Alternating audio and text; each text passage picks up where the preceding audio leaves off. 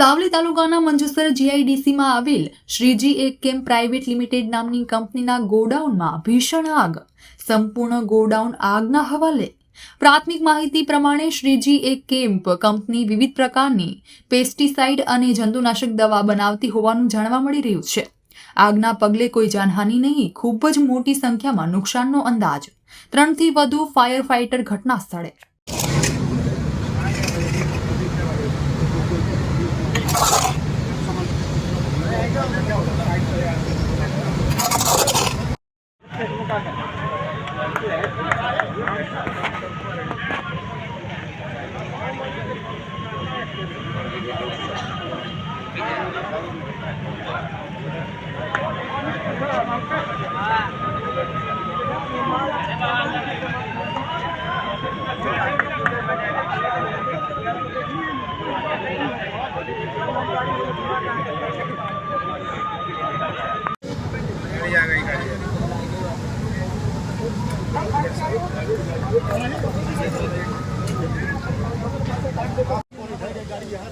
दोनों आ गई क्या?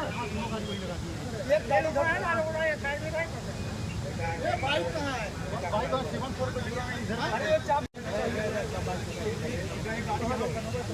की बात से पानी भरा है बीच से डायरेक्ट यहाँ लावानी थी गाड़ी है ना फोटो लोकेशन से पैसे इतना बोला है। चल ले लो ऐसे बंद कर